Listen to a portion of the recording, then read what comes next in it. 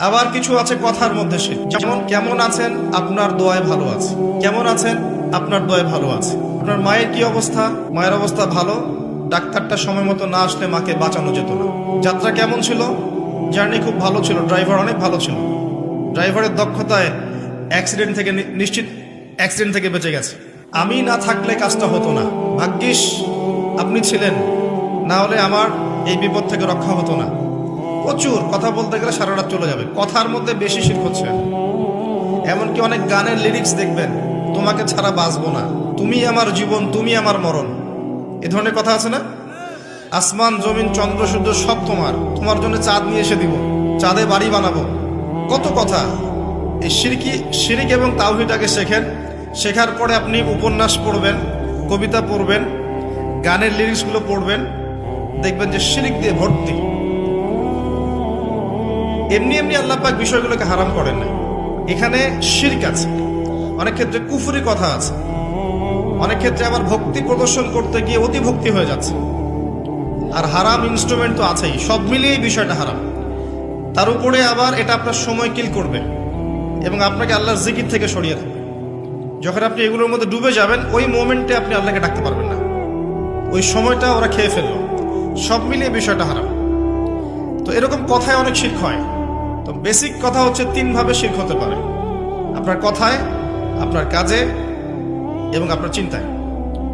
কথা, কাজ এবং চিন্তাকে বিশুদ্ধ করতে পারলে তাওহীদ প্রতিষ্ঠা হবে, এবং তাওহীদের উপর থাকলে পরেই উম্মার কল্যাণ আছে। আল্লাহ পাক আমাদেরকে তাওহীদে থাকার তৌফিক দান করুন।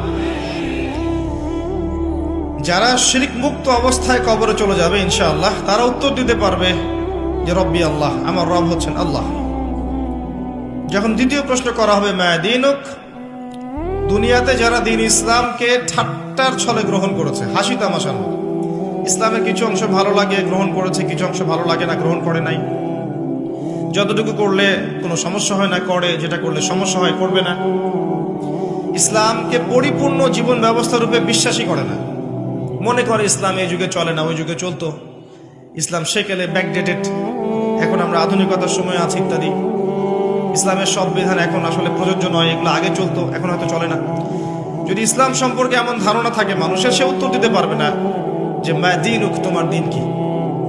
যারা পরিপূর্ণরূপে ইসলামকে গ্রহণ করেছে মননে, যে ইসলাম একমাত্র জীবন ব্যবস্থা যেটা আল্লাহর কাছে গ্রহণীয়, এবং এখানে প্রত্যেকটা বিষয়ের সমাধান আছে। হ্যাঁ, আমি হয়তো আমল করতে পারছি না বা বাস্তবায়ন করতে পারছি না, কিন্তু আছে ইসলামের মধ্যে, এই আকীদা ঠিক আছে। আমল আপনি করতে পারবেনও না, এখন যে যুগ চলছে, এই যুগে আপনি পরিপূর্ণ ইসলাম পালন করতে পারবেন না। বড় গলায় বলে আসলে লাভ নেই, খুব বড় গলায় বলে লাভ নাই যে আমরা সবাই পরিপূর্ণ মুসলিম। যদি এটাই সত্য হতো তাহলে আমাদের আজকে অবস্থা হতো না। নাসুল্লাহ ফানাসিয়াহুম, তারা আল্লাহকে ভুলে গেছে, আল্লাহ তাদেরকে ভুলে গেছে। অনেক আয়াত আছে, আমি আস্তে আস্তে ওইদিকে যাব। আজকে আমাদের যে অবস্থা পুরো বৈশ্বিক প্রেক্ষাপটে, এর পিছনে আমরা দায়ী। মূলত আমরা ছাড়া দ্বিতীয় কেউ দায়ী নয়। শত্রু, ইসলামের শত্রু যারা, তারা তো শত্রুতা করবেই, তাদেরকে দোষ দেওয়ার তো দরকার নাই।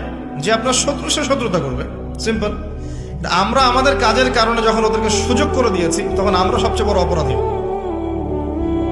আলাইকুম আনফুসাকুম, আল্লাহ পাক বলেছেন, তোমরা নিজেরা নিজের নফসের আগে খবর নাও, নিজের নফসকে ঠিক করো। লা ইয়াদুররুকুম মান দাল্লা, যারা পথভ্রষ্ট হয়ে যাবে, এদের পথভ্রষ্টতা তোমাদের কোনো ক্ষতি করবে না। ইন ইহতাদাইতুম, যদি তোমরা হেদায়েতের উপর থাকো, যদি তোমরা পরিপূর্ণ হেদায়েতের উপর থাকো, তাহলে যারা পথভ্রষ্ট হয়ে যাচ্ছে বা গেছে, এদের পথভ্রষ্টতা তোমাদের কোনো ক্ষতি করবে না।